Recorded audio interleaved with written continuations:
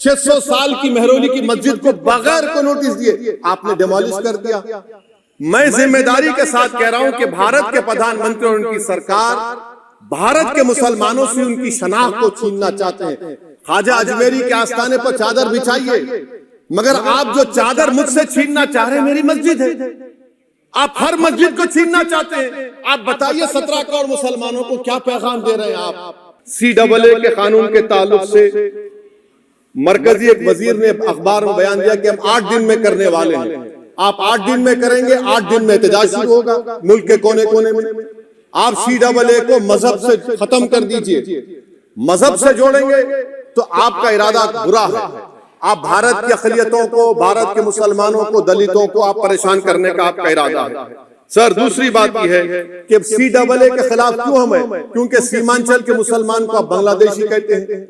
कोई मिनिस्टर मुझे कहता है कि घुसपैठी है, रोहिंग्या है, तो CAA को मजहब से जोड़ना गलत था, उसको निकालिए।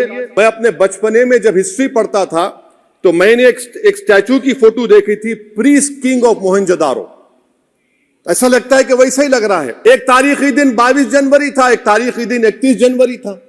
सर रात के अंधेरे में अपील किए बगैर आप आरे लेकर रास्ता खोल देते हैं, क्या पैगाम दे रहे हैं सर? मोहतरम चेयरमैन साहब, आपका बेहद शुक्रिया कि आपने मुझे सदर जमहूरिया के खुतबे पर बोलने का मौका दिया। सर मैं हस्ब आदत और हस्ब रिवायत उसकी मुखालिफत में खड़ा हूँ, और सदर जमहूरिया के खुतबे को अगर आप देखेंगे सर तो उसमें पूरे खुतबे में लफ्ज़ मुसलमान तो छोड़िए, लफ्ज़ अक़लियत भी इस्तेमाल नहीं हुआ है। और मैं बड़ी जिम्मेदारी के साथ आपके सामने अर्ज़ कर रहा हूँ कि भारत में 14% मुसलमान जो आबादी के लिहाज से 17 करोड़ आते हैं, वो आज पिछले 10 साल में नरेंद्र मोदी की सरकार में अपने आप को एक गैर यकीनी कैफियत में पाते हैं। अपने सोचते हैं कि हमारी शनाख्त को ख़तरा है, हमारे वजूद को ख़तरा है। और मैं बड़ी जिम्मेदारी के साथ कह रहा हूँ कि जज्बात में लाए बगैर कह रहा हूँ कि आज 17 करोड़ मुसलमान अपने आप को ऐसा समझते हैं कि जिस ज़माने में हिटलर के ज़माने में यहूदी अपने आप को समझते थे। और उसकी मैं बताता हूँ क्यों समझते हैं, बताता हूँ आपको चंद मिनट में।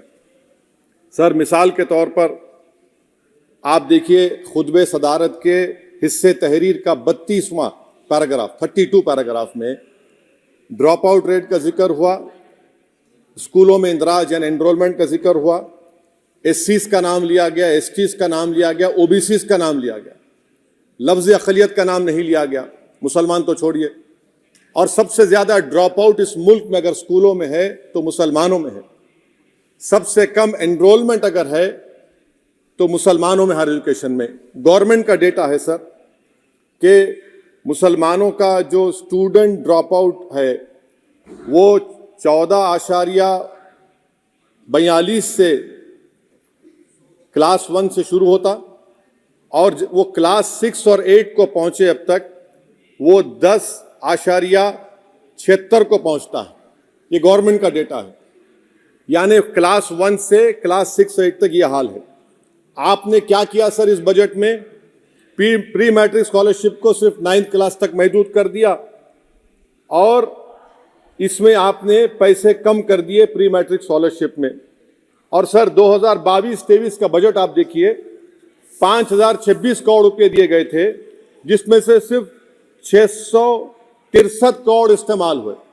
अब आप आ जाइए सर, AISHE का डेटा है कि हायर एजुकेशन में मुसलमानों का 8.5 ड्रॉप आउट रेट हुआ है।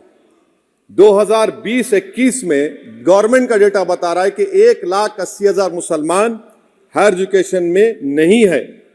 प्री मैट्रिक स्कॉलरशिप को आपने 423 करोड़ था, उसको आपने इस साल 326 कर दिया।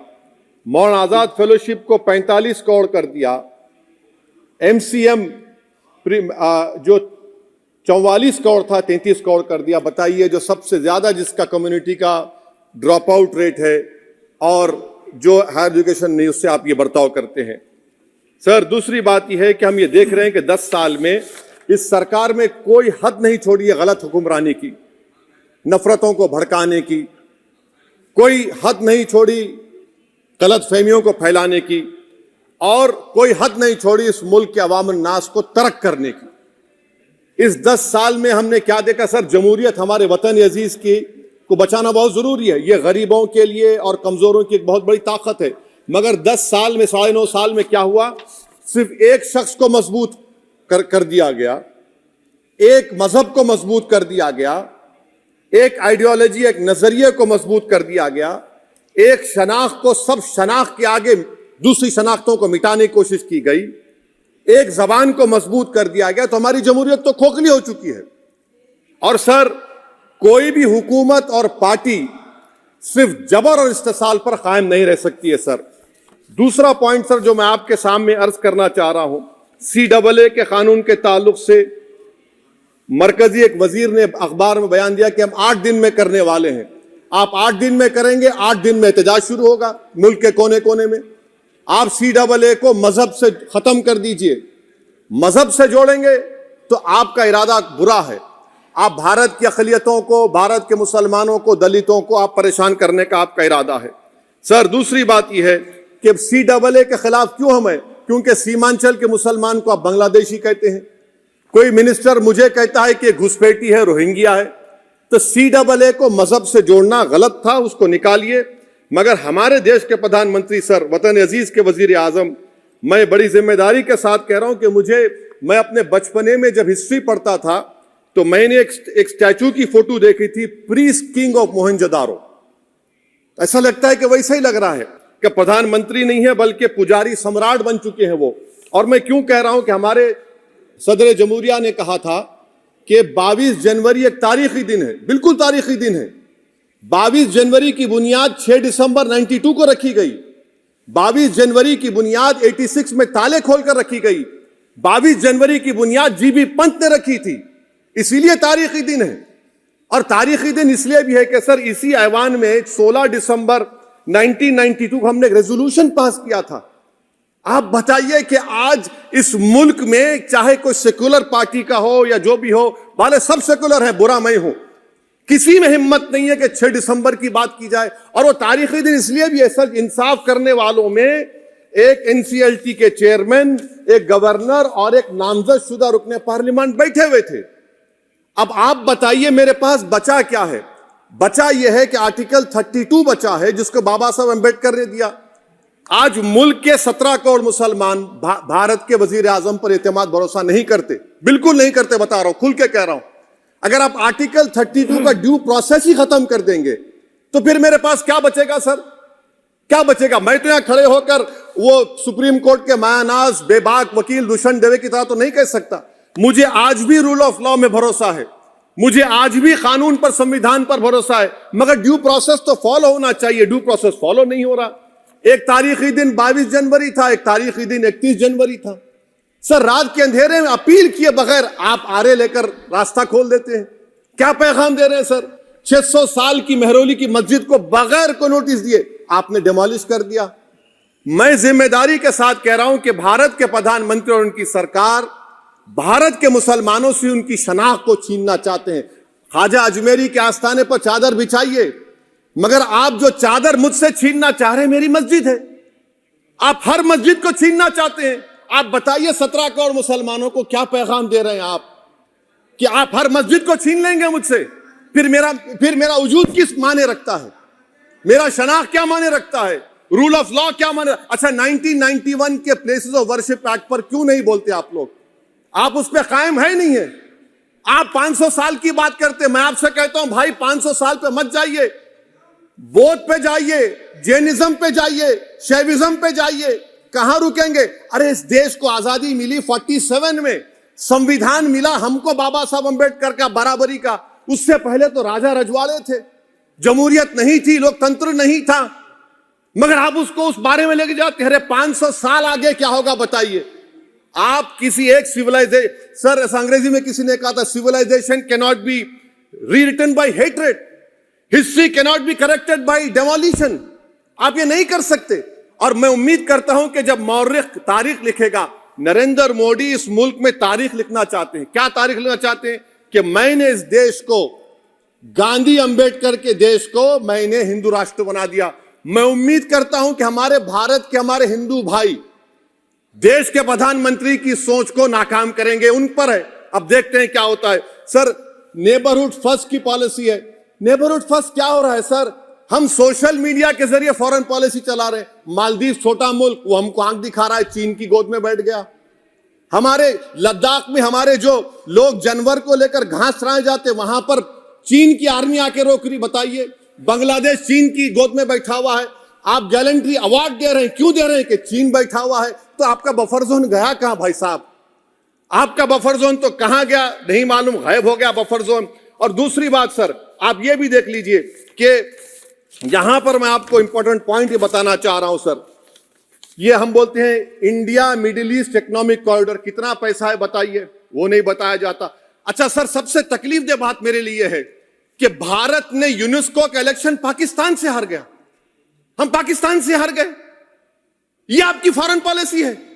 यूनेस्को के इलेक्शन हम पाकिस्तान से हार गए। अच्छा, मामला इजराइल का, फलस्तीन का, गाजा का आया। अक्टूबर में 10,000 लोग मर गए, हमने यूएन में सीज फायर की तायीद नहीं की। दिसंबर आया, 20,000 मर गए, तो हमने तायीद कर दी। क्यों तायीद की? क्योंकि ग्लोबल साउथ को हमको फॉलो करना पड़ रहा। भारत ग्लोबल साउथ को फॉलो कर रहा है। मेरे लिए तकलीफ दे बात है। यह आपकी नाकामी का बहुत बड़ा सबूत है। इसीलिए हम बता रहे हैं कि यह सरकार की बहुत से नाकाम। सर, अलीगढ़ मुस्लिम यूनिवर्सिटी, आखिरी पॉइंट, अलीगढ़ मुस्लिम यूनिवर्सिटी। सर, आप उत्तर प्रदेश से आते हैं। सर, 81 में एक्ट पास हुआ। हमारा लॉ ऑफिसर कोर्ट में कहता है कि मैं पार्लियामेंट के एक्ट को नहीं मानता। कैसे नहीं मानते सर? क्या नरेंद्र मोदी ने पार्लियामेंट को नॉमिनेट किया या पार्लियामेंट ने नरेंद्र मोदी को प्रधानमंत्री बनाया? बताइए। 81 के एक्ट को नहीं मानते। सर, 2 ही तो सेंट्रल यूनिवर्सिटी है मुसलमानों के। 1,80,000 आप ही के सरकार के दौर में मुसलमान हायर एजुकेशन निकल गए। आप अलीगढ़ मुस्लिम से छीनना चाह रहे हैं। Theory of separation of powers में एग्जीक्यूटिव हमको डिक्टेट करेगा। मेरी आवाज तो पार्लियामेंट है, अब मेरी आवाज के खिलाफ एग्जीक्यूटिव सुप्रीम कोर्ट में बोलता है। अलीगढ़ मुस्लिम यूनिवर्सिटी से इतनी नफरत क्यों है आपको?